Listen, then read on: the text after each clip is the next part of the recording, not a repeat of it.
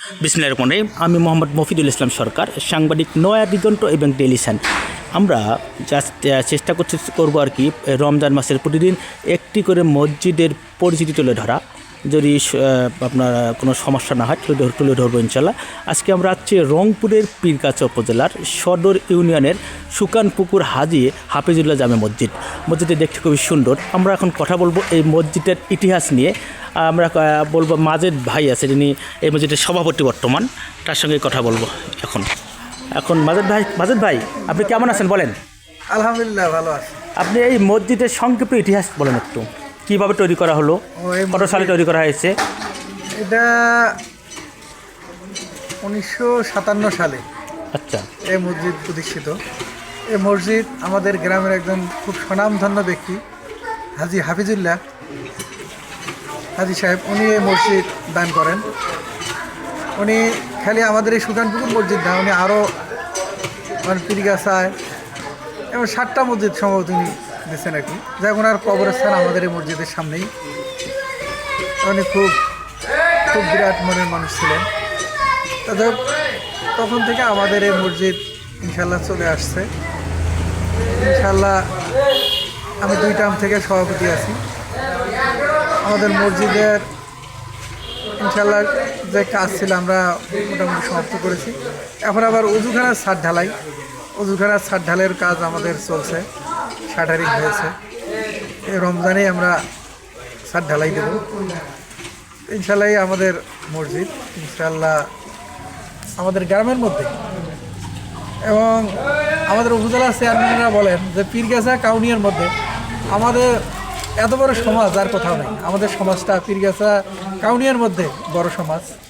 এখানে প্রায় 450 ঘর আমাদের আছে এই সমাজে। যাই হোক ইনশাল্লাহ মোটামুটি আমাদের মসজিদ খুব ভালো। আচ্ছা, এই মসজিদটা যখন শুরু হয় তখন কত শতক জমি দান করছিলেন উনি? মসজিদটা এখানে আমাদের 40 শতক জমি। শুরুতেই ছিল নাকি 40 শতক, নাকি পরে? শুরুতেই তখনই দান করছে। আচ্ছা আচ্ছা, পাকা হচ্ছে কবে থেকে? পাকা তো আমাদের এই ছাদ ঢালাই এটা শুরু হয়েছে অবশ্য সম্ভবত 2000 তারও আগে থেকে। আচ্ছা, 2000 সাল বা প্লাস প্যানের সময় হবে।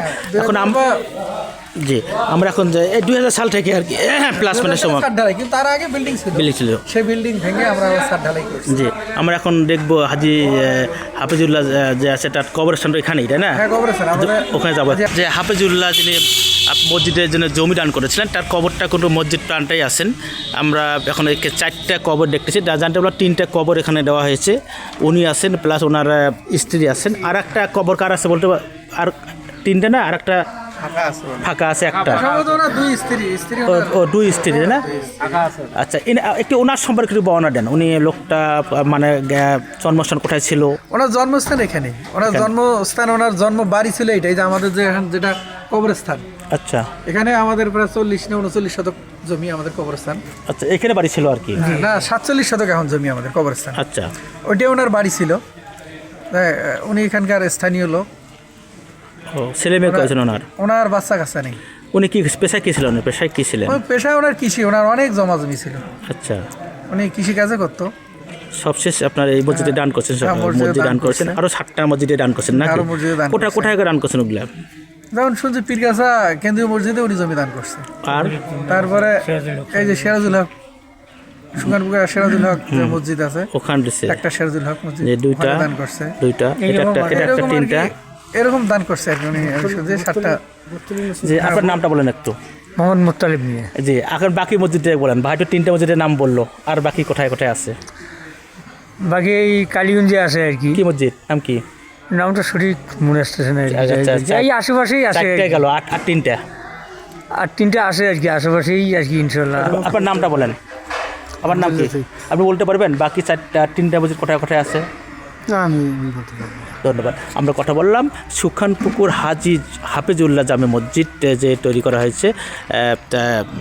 ওই মসজিদ যিনি তৈরি করেছেন তার সম্পর্কে জানলাম, মসজিদ সম্পর্কে জানলাম। আমরা চেষ্টা করব আগামীকাল অন্য একটি মসজিদের আপনাদের সামনে তুলে ধরা ইনশাল্লাহ। এই যে মাজেদ ভাই, ইনি কিন্তু একেবারে সামাজিক কাজ করেন অনেক। ইনি একেবারে মন মানসিক অনেক ভালো। ইনি আমাদেরকে সামাজিক কাজ করার জন্য কিছু জমি মানে দান করা না, মানে ওখানে আবাদ করার কথা আছে, যে আবাদ করব, উনিও খাবেন, আশপাশ গরিব মানুষ খাবেন।